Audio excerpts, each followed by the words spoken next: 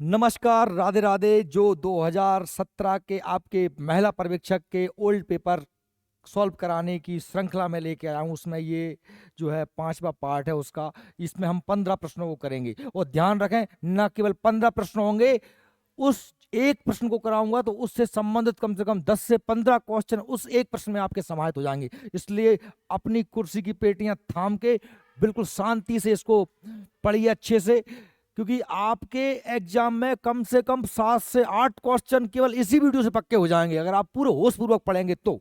देखिए, हम देखते हैं पहला प्रश्न हमारे सामने क्या है। एक और बात, अगर आपको ये पीडीएफ चाहिए ना ये एग्जाम की, तो आप मुझे व्हाट्सएप पे मैसेज करिए या हमारे जो है एप्लीकेशन पर यह पीडीएफ उपलब्ध है फ्री ऑफ मटेरियल में। इसको डाल देना भैया, इस डॉली को डाल देना। तो ये आप फ्री ऑफ मटेरियल में हमारे एप्लीकेशन को डाउनलोड कर लीजिए। एप्लीकेशन की लिंक हमारे डिस्क्रिप्शन में दी गई है। चलिए देखते हैं पहला प्रश्न क्या है। पहला प्रश्न है आपके सामने, क्वेश्चन नंबर 41वां है ये, पोषण और स्वास्थ्य का। तो भैया पहला क्वेश्चन क्या है? पहला क्वेश्चन जो है वो है कि टीबी की प्राथमिक रोकथाम की जा सकती है। प्राथमिक रोकथाम की सकती है मतलब क्या है? प्राथमिक रोकथाम मतलब भाई टीबी होने से पहले ही हम उसको ठीक कर दें। तो इसके लिए हम लगाते हैं टीका, यानी कि वैक्सीन लगाते हैं। अब वो कौन सी वैक्सीन लगाते हैं? क्या बीसीजी लगाते हैं, एमडीटी, डॉट्स, या इनमें से कोई नहीं? देखो भाई, टीबी का जो टीका लगता है वो लगता है बीसीजी का टीका। देखिए, डॉट्स तो जो होती है वो टीबी की दवा है। टीबी की दवा, जब टीबी हो जाने के बाद डॉट्स खिलाए, डॉट्स की दवा दी जाती है। इसका कोर्स चलता है 6-6 महीने के लिए। इसलिए इसका सही आंसर क्या हो जाएगा? बीसीजी का टीका। अच्छा, अब बीसीजी का टीका टीबी के लिए हो गया, ये हम समझ गए। तो हम अब साथ में कुछ और क्वेश्चन भी देख लें जो टीके, जैसे कि टीबी के ये रोग का नाम है और ये उसके लिए लगाए जाने वाले टीके हैं। जैसे कि टीबी के लिए लगाता है काय का टीका? बीसीजी का टीका लगता है। तो ये हमें याद हो गया। अच्छा, डिप्थीरिया, टेटनस और काली खांसी। डिप्थीरिया, टेटनस और काली खांसी, ये 3 रोगों का एक ही टीका है। देखो, डी से क्या हो गया? डिप्थीरिया, और टी से क्या हो गया? टेटनस, और काली खांसी को अंग्रेजी में बोलते हैं पर्टुसिस, इसलिए क्या हो गया? पी। तो डीपीटी, डीपीटी का टीका लगता है काय के लिए? डिप्थीरिया, टेटनस, काली खांसी। काली खांसी को और खांसी बोलते हैं। मम्स और खसरा, मम्स मतलब जो गलसुआ हमारे होते हैं उनके लिए लगता है मम्स वैक्सीन। पोलियो के लिए लगता है पोलियो वैक्सीन। टाइफाइड के लिए लगता है टाइफाइड वैक्सीन, कोई दिक्कत नहीं। छोटी माता के लिए लगता है रुबेला वैक्सीन, और जर्मन खसरा के लिए भी लगता है रुबेला वैक्सीन। तो ये आप अलग से इन्हें याद कर लीजिए। चलिए साथ में अब देखते हैं हम अगला प्रश्न, क्वेश्चन नंबर 42। 2017 26 मार्च की सेकंड शिफ्ट का ये एग्जाम का पेपर है। तो क्वेश्चन क्या है कि बाल पोषण कार्यक्रम की शुरुआत समाज कल्याण विभाग द्वारा किस वर्ष की गई? तो एक तो आप क्वेश्चन में ही एक हमें मिल रहा है कि भाई बाल पोषण कार्यक्रम की शुरुआत किसने करी थी? समाज कल्याण विभाग द्वारा की गई। एक ये याद रख लीजिए। अब बालवाड़ी की शुरुआत कब हुई है? 1970 में हुई है, ये आप याद रखेंगे।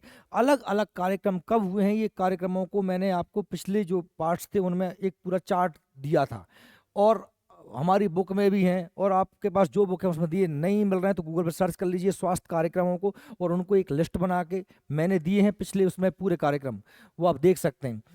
देखो, बालवाड़ी स्वास्थ्य पोषण कार्यक्रम, जिसे हम बीएनपी कहते हैं, भारत सरकार की एक स्वास्थ्य देखभाल और शिक्षा योजना है। अब इसमें क्या होता है? इसमें 3 से लेकर 6 साल के बच्चों को भैया पूरक आहार, पूरक आहार किसे कहते हैं? जैसे पूरक आहार उसे कहते हैं जो किसी और, मान लीजिए कोई कार्बोहाइड्रेट, वसा, प्रोटीन या कुछ कम रह गया, आपके भोजन में कुछ कम रह गया। मान लीजिए आपको खाना चाहिए था 4 किलो और आपको मिला है केवल 3 किलो, तो आपको कितने की कमी रह गई? 1 किलो की कमी रह गई। तो 1 किलो की जो पूर्ति की जाएगी उसे कहेंगे पूरक आहार। कार्बोहाइड्रेट, बटा, वसा, प्रोटीन्स, खनिज लवण, मिनरल्स जो भी है, अगर कम रह रहे हैं तो वो उसको इस भोजन के जरिए मिल जाएंगे। आंगनवाड़ी में पैकेट्स के माध्यम से भोजन दिया जाता है। ठीक है, शुरू किया गया था ये 3 से 6 वर्ष के बच्चों के लिए पूरक आहार उपलब्ध कराने के लिए शुरू किया गया था। इस कार्यक्रम की शुरुआत 1970 में हुई थी। चलिए अगला प्रश्न देखते हैं, क्वेश्चन नंबर 43 क्या कह रहा है? पोलियो की चिकित्सा विज्ञान, पोलियो को चिकित्सा विज्ञान में मतलब डॉक्टर विज्ञान में क्या कहा जाता है? तो इसको क्या कहा जाता है? इसका सही आंसर है पोलियो माइलिटिस। क्या कहा जाता है? पोलियो माइलिटिस कहा जाता है। पोलियो के बारे में मैं आपको पहले ही बता चुका हूं कि पोलियो का आखिरी मरीज 2011 में मिला था पश्चिम बंगाल में, और भारत को 2014 में 27 मार्च 2014 को पोलियो मुक्त घोषित कर दिया गया है आधिकारिक तौर पर, WHO ने, है ना, विश्व स्वास्थ्य संगठन ने। तो याद रखेंगे, पोलियो को चिकित्सा विज्ञान में कहते हैं पोलियो माइलिटिस कहा जाता है। ओके, चलिए क्वेश्चन नंबर अगला देखते हैं। अगला क्वेश्चन है कि भाई टाइफाइड में कौन शरीर का कौन सा अंग प्रभावित होता है? तो मैं पहले भी कह चुका हूं, रोगों से, विटामिन से भैरा के क्वेश्चन आ रहे हैं, और खास तौर पे रोग का कारक, रोग से प्रभावित होने वाले अंग। अब रोग बैक्टीरिया से हो रहा है, रोग वायरस से हो रहा है, रोग प्रोटोजोआ से हो रहा है, या रोग फंगस से हो रहा है ये, और अगर बैक्टीरिया से है तो किस बैक्टीरिया से? एक पूरा चार्ट बना लें। खास तौर से यहाँ पर दिया कि प्रभावित अंग, तो हमने देख लिया कि भाई कौन से रोग की पूछना है? टाइफाइड की। तो टाइफाइड से हमारी आंतें क्या होती हैं? हमारी आंतें प्रभावित होती हैं, है ना, इसमें पेट में इन्फेक्शन हो जाता है। अब डिप्थीरिया से हमारी श्वास नली प्रभावित होती है, ट्रोकोमा से हमारी आंखें प्रभावित होती हैं, मलेरिया से हमारी RBC तिल्ली, टिटनेस से नर्वस सिस्टम, तंत्रिका तंत्र, पोलियो से भी तंत्रिका तंत्र, चेचक से छोटी माता पूरा शरीर में दाने पड़ जाते हैं, खसरा से पूरा शरीर, डेंगू ज्वर से भी पूरा शरीर, डेंगू ज्वर होता है मादा एडिस इजिप्टी मच्छर के काटने, मादा एडिस इजिप्टी। मलेरिया होता है कैसे? मादा एनाफ्लीज के काटने से।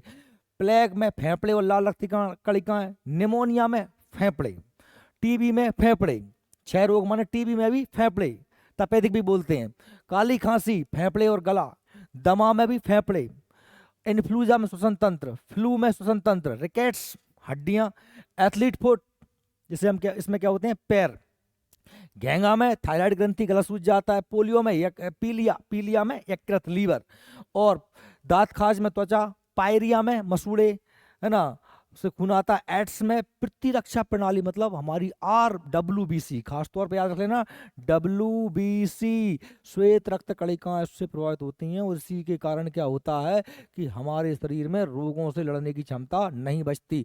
हमारे जो WBC होती हैं, जैसे मान लो आपको हल्का फुल्का जुकाम हो गया, बुखार आ गया, तो स्वतः ही ठीक हो जाता है, क्योंकि हमारे शरीर में एंटीबॉडी क्षमता होती है। वो काय की वजह से होती है? WBC की वजह से। अगर वो नहीं होंगी, ये हमारा जो HIV वायरस होता है ना, एड्स का HIV वायरस जो WBC को नष्ट कर देता है। HIV का पूरा नाम होता है ह्यूमन इम्यूनो डिफिशियंसी वायरस, और एड्स का पूरा नाम होता है एक्वायर्ड इम्यूनो डिफिशियंसी सिंड्रोम। ठीक है, अब देखिए क्वेश्चन नंबर 45 क्या कह रहा है?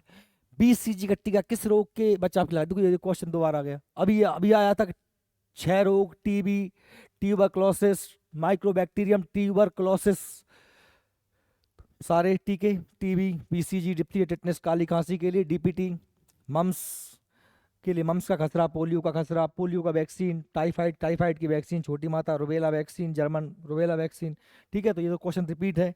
देखिए एक ही पेपर में क्वेश्चन नंबर 46, शरीर का तापक्रम बुखार बढ़ने पर चयापचय मतलब क्या? मेटाबॉलिज्म। मेटाबॉलिज्म मतलब क्या होता है समझ लेना अच्छे तरीके से। मेटाबॉलिज्म शब्द बार बार आ रहा है, चयापचय को मेटाबॉलिज्म बोलते हैं। इसमें होता क्या है, ध्यान सुनिए, कि जब शरीर का भोजन ऊर्जा में कन्वर्ट होता है उसे मेटाबॉलिज्म कहते हैं। कैसे होता है? आपने भोजन किया, भोजन में क्या खाया आपने? कार्बोहाइड्रेट यानी ग्लूकोज। ये ग्लूकोज खाया, कार्बोहाइड्रेट खाया, पच के क्या बन गया? ग्लूकोज। नाक से ले ली श्वास, क्या बन गई? ऑक्सीजन। सांस पहुंची खून में, फेफड़ों के जरिए हृदय ने भेज दी, और पचा हुआ भोजन पेट से ले आया हृदय, रक्त में आ गया, दोनों रक्त में आए और दोनों कहाँ पहुंच गए? कोशिका में। कोशिका के अंदर क्या होती है? माइटोकॉन्ड्रिया। वहां पर ये दोनों चीज है क्या? ग्लूकोज और ऑक्सीजन मिलकर करते हैं श्वसन। क्या करते हैं? श्वसन करते हैं, और क्या बनता है? H2O। क्या बनता है? H2O। और क्या बनता है? CO2 बनता है। अब H2O CO2 बनेंगे तो H2O माने पानी है जो पसीने से बाहर निकल जाएगा, CO2 सांस से बाहर निकल जाएगी, मतलब कहीं ना कहीं शरीर के बाहर में क्या होगी? शरीर के बाहर में क्या आएगी? कमी आएगी। क्या आएगी? कमी आएगी। और इस पूरी प्रक्रिया में क्या बनेगी? ऊर्जा। ऊर्जा में तो वजन होता नहीं है। मेटाबॉलिज्म क्रिया वे उन क्रियाओं को कहते हैं जिनसे शरीर के बाहर में क्या आती है? कमी आती है, और जो ऊर्जा देती है, एनर्जी देती है। ठीक है, तो हम इससे क्या कह रहे हैं? शरीर का तापक्रम बुखार बढ़ने से चयापचय की दर क्या होती है? जब भैया शरीर का ताप बढ़ेगा, शरीर के अंग ज़्यादा काम करेंगे तो भैया ज़्यादा ऊर्जा की आवश्यकता होगी, इसलिए मेटाबॉलिज्म क्रिया अपने आप क्या होगी, बढ़ जाएगी। तो इसका सही आंसर क्या है, बढ़ जाएगी, यानी कि एक पहला, बुखार वगैरह आने पर। ठीक, अब अगला देखते हैं क्वेश्चन नंबर 47। क्या कह रहा है 47? 47 कह रहा है कि 2.5 माह की आयु में शिशु को कौन सा टीका लगाया जाता है। तो भाई ये मैंने पूरे टीकों का चार्ट दिया है, अच्छे से समझ लीजिए। टीकों का चार्ट एक बार हम फिर से देख लेते हैं।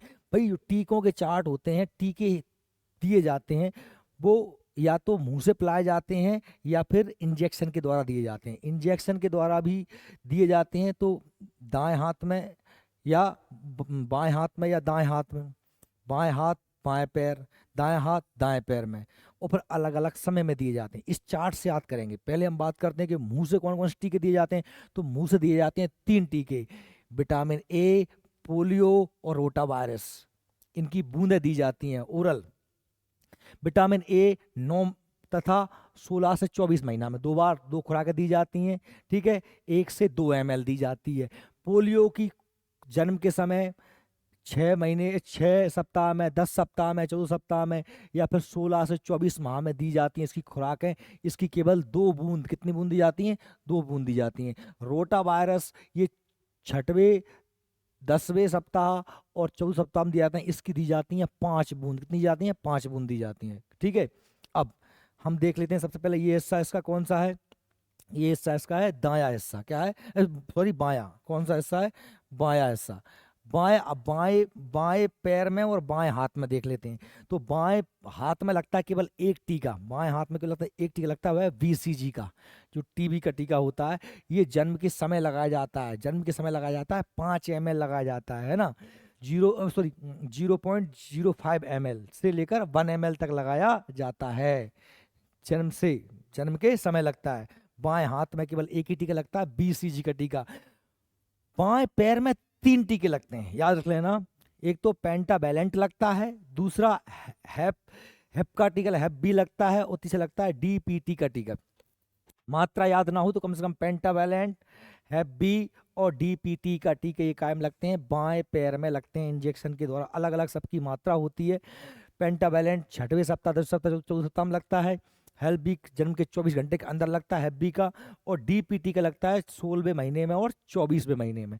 ऐसे ही अगर हम दाएं आ जाएं, दाएं हाथ में आ जाएं, तो दाएं हाथ में 2 टीके लगते हैं। देखो बाएं में केवल एक लग रहा था BCG का, दाएं हाथ में 2 लगते हैं, एक खसरा का और दूसरा FIPB का टीका। खसरा और FIPB का टीका।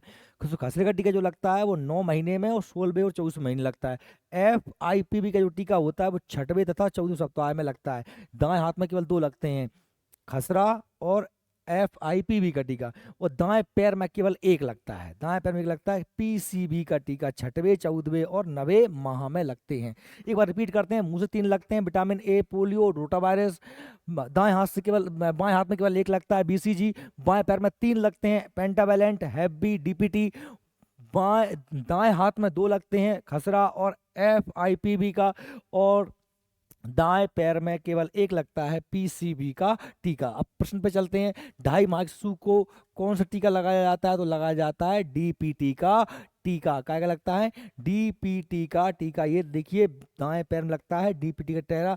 16 से 24 जो है, 16 से 24, 16 मतलब अगर हम कह देते हैं 16 से 24 माह, इसमें क्या कहा गया, 2.5 माह की उम्र में लगता है, 2.5 माह की उम्र में। वाह, उस हफ्ते में काउंट कर लेना आप। देखिए अगला कौन सा, खसरा किस रोग, किस आयु वर्ग को सर्वाधिक प्रभावित करता है। तो इसका सिंपल सा आंसर है 6 माह से लेकर 3 वर्ष के बच्चे को सबसे ज्यादा प्रभावित करता है खसरा। खसरा पूरे शरीर में हो जाता है। ठीक है, तो 6 माह के बच्चे से लेकर 3 साल के बच्चे को प्रभावित करता है खसरा रोग। धात्री माता के भोजन में कौन सा पोषक तत्व की अधिकता होनी चाहिए। धात्री माता मतलब वो जो दूध पिलाने वाली माता होती है, अपने बच्चों को दूध पिलाती है। अब दूध पिलाएंगी बच्चों को तो बच्चे की हड्डी बनेगी, उसमें कैल्शियम भी चाहिए। बच्चे का शरीर का विकास होगा, मांसपेशियां बनेंगी, तो उसके लिए दूध में प्रोटीन भी चाहिए। उपरोक्त दोनों, तो कैल्शियम भी और प्रोटीन भी, उपरोक्त दोनों ही चाहिए धात्री माता के लिए। और सामान्य से ये अधिक चाहिए, सामान्य से अधिक चाहिए। सामान्य महिला के भोजन में कैल्शियम प्रोटीन की मात्रा से अधिक मात्रा चाहिए। ठीक है, अब हम बात कर रहे हैं भारतीय चिकित्सा अनुसंधान परिषद द्वारा धात्री माता के लिए कितना भोजन हमको देना चाहिए। धात्री माता के लिए भारतीय चिकित्सा अनुसंधान परिषद मतलब क्या है, आईसीएमआर, आईसीएमआर भारतीय चिकित्सा अनुसंधान परिषद, इसी के अनुसार पूछ जाते हैं। तो देखिए कैलोरी की बात करें, कैलोरी की बात करें तो भैया ये हम बात कर रहे हैं कि साहब कम क्रियाशील, मध्यम क्रियाशील और ज़्यादा क्रियाशील। ये अगर महिला कितना काम कर रही है, अगर सामान कम काम करती है, मीडियम काम करती है, अधिक काम करती है, उनके लिए भी अलग चाहिए। साथ में बच्चे की उम्र 6 महीना तक की है कि 6 से 12 महीने तक की, इसके हिसाब से अलग अलग सिस्टम। सामान्य काम करने वाली महिला के लिए, कम काम करने वाले के लिए 1875 से 75 तो उसको चाहिए सबको 1875 चाहिए सामान्य काम करने वाली को। अधिक मीडियम काम करने वाले को 2225 चाहिए सामान्य तौर पर, और अधिक काम करने वाली को 2925 चाहिए। अब आप इसमें आप ये एक चीज़ याद रख लें कि ओवरऑल अगर मैं देखूँ ना तो हमें लगभग लगभग याद कर लें कि 550 या 550 याद नहीं करना है तो 520 एवरेज हो गया। ये क्या एवरेज हो गया कि सामान्य महिला से धात्री माता को 520 कैलोरी अधिक चाहिए होती है, 520 कैलोरी अधिक चाहिए होती है। देखिए यहाँ पर 550, 400, 550, 400, 550 तो ये दिया है, ठीक है। तो अधिक चाहिए होती है, ये भी 440 नहीं है, 400 ही है, ठीक है। तो लगभग हमने कहते हैं 520 कैलोरी चाहिए होती है। अगर प्रोटीन की बात करें तो हमें लगभग लगभग कितना प्रोटीन, 25 ग्राम प्रोटीन एक्स्ट्रा चाहिए होता है। ऐसे ही याद कर लेना, 520 कैलोरी अधिक चाहिए होती हैं धात्री माता को, 25 ग्राम प्रोटीन अधिक चाहिए होता है। बसा हमको 45 ग्राम चाहिए होती है, टोटल 45 ग्राम है ना। कैल्शियम जो है 0.1 मिलीग्राम ग्राम, और लोहा जो है 30 मिलीग्राम चाहिए होता है। ये धात्री माता, ये चार्ट अच्छे से याद कर लेना। 550 कैलोरी, ठीक है, 25 ग्राम प्लस प्रोटीन जो सामान चाहिए उससे, जैसे मान लीजिए सामान्य महिला को चाहिए 50 और 25 मिला तो 75 चाहिए। कितना चाहिए धात्री माता को? 75। गर्भवती को चाहिए 15 अधिक, गर्भवती को 15 चाहिए तो 65, ठीक है, और 45 ग्राम बसा एक्स्ट्रा चाहिए इसको। चलिए अब क्वेश्चन नंबर 50 क्या कह रहा है कि भाई बालकों को विटामिन ए की खुराक दी जाती, काय के लान दी जाएगी? विटामिन ए का नाम रासायनिक होता है रेटिनॉल, इसकी कमी से कौन सा रोग हो जाता है? रतौंधी, जीरोफ्लेमिया। आंखों की दृष्टि की, आंखों की सुरक्षा के लिए, वृद्धि विकास के लिए, हड्डियों की मजबूती के लिए, इनमें से कोई नहीं। तो हड्डियां मजबूत होती हैं काय से? विटामिन डी से। वृद्धि होती है प्रोटीन से। आंखों की सुरक्षा काय से होती है? विटामिन ए से। विटामिन ए काय से मिलता है हमको? आम, गाजर, पपीता, पीले फल इत्यादि सारे विटामिन दिए हैं। विटामिन से तो क्वेश्चन बनती है लगभग लगभग 5वां, चौथा, 5वां, 6वां क्वेश्चन है इसमें, इसी सब में। तो विटामिन ए की कमी से रतौंधी या जीरोप्थेलेमिया, विटामिन B1 की कमी से बेरी, विटामिन B2 की कमी से कोलासिस या ग्लाइकोटिस तथा सार्वरिक डर्मेटिस, है ना। विटामिन B3 से 4D रोग होते हैं, चर्म रोग, वृद्धि, कम बाल, सफेद जनन क्षमता कम हो जाना। B6 से पेलेग्रा होता है। B5 से क्या होता है? प्लेग्रा होता है। B6 से रक्त अल्पता, खून की कमी। B9 से भी खूनी कमी। B12 में कोबाल्ट पाया जाता है और खूनी कमी। विटामिन C से होता है स्कर्वी, मसूड़ों में खून आना। विटामिन D से क्या होता है? सूखा रोग, जिसे रिकेट्स भी कहते हैं या अंग्रेजी में कहते हैं ऑस्टियोमा मलेशिया, हड्डियों का टेढ़ा हो जाना। और विटामिन E की कमी से होता है जनन क्षमता की कमजोरी। विटामिन E को B2 विटामिन भी कहते हैं। विटामिन K से होता है रक्त का थक्का जमना, ठीक है। चलिए अगला प्रश्न देखते हैं अपन। क्वेश्चन नंबर 51 क्या कह रहा है? 51 कह रहा है कि प्रोटीन जो बना है, प्रोटीआस शब्द से बना है। प्रोटीआस शब्द किस भाषा का शब्द है? तो वो है ग्रीक भाषा का शब्द, ग्रीक यानी यूनानी भाषा का शब्द है, ठीक है, उसी से बना है प्रोटीन शब्द। समेकित बाल विकास योजना आईसीडीएस का एक अलग से पूरा वीडियो लेके आऊंगा, ध्यान रख लेना। आईसीडीएस हमारे सिलेबस में अलग से। तो आईसीडीएस के हितग्राही कौन है? मतलब आंगनबाड़ी, आईसीडीएस मतलब आंगनबाड़ी किसके लिए काम करती है? गर्भवती माताओं के लिए, किशोरी लड़कियों के लिए या नवजात शिशुओं के लिए, इनके पोषण, स्वास्थ्य, शिक्षा। गर्भवती माताएं, ठीक है, सही है। धात्री माताएं, बिल्कुल सही है। स्कूल पूर्व छात्र मतलब स्कूल से पहले के छात्र, सही है। तो उपरोक्त सभी हो गया। अब आईसीडीएस कब बनाया गया था? तो समेकित बाल विकास सेवा आईसीडीएस की स्थापना 1975 में हुई थी। यह योजना महिला बाल विकास मंत्रालय के अंतर्गत आती है। कौन काम करता है? महिला बाल विकास विभाग। यह योजना बच्चों के लिए 6 वर्ष से कम उम्र के, गर्भवती महिलाओं के लिए, स्तनपान कराने वाली महिलाओं के लिए, स्वास्थ्य पोषण और शिक्षा से जुड़ी सेवाएं देती है। इसमें एक और चीज रख लेना, किशोरी, किशोरी लड़कियों के लिए भी काम करती है। ठीक।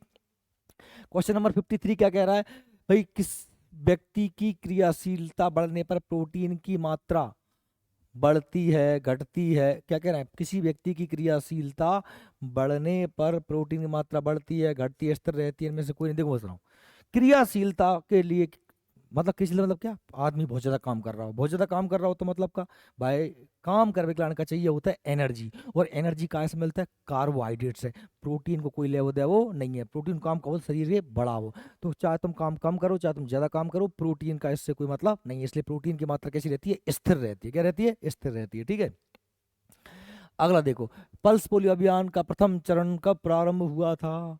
तो ये मैं पहले भी आ गया क्वेश्चन, पोलियो से बहुत सारे क्वेश्चन बन रहे हैं। तो देखिए, आपको बताया था भारत में पल्स पोलियो कार्यक्रम की शुरुआत 2 अक्टूबर 1995 को हुई थी। इसका सही आंसर क्या है, 1995। 2011 में भारत का में पोलियो का आखिरी मरीज मिला, और 27 मार्च 2014 को पोलियो मुक्त घोषित भारत को कर दिया गया। क्वेश्चन नंबर 55, ये हमारा आखिरी क्वेश्चन है। व्यवहारिक पोषाहार कार्यक्रम की शुरुआत सर्वप्रथम किस राज्य में हुई थी? इसका सही आंसर क्या है, उड़ीसा में हुई थी। ये सारे जो कार्यक्रम है इनकी मैंने एक लिस्ट दी हुई है, अच्छे से पढ़िएगा।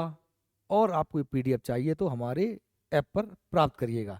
और आपका कोई सुझाव है तो दीजिएगा। धन्यवाद, अच्छे से पढ़ना।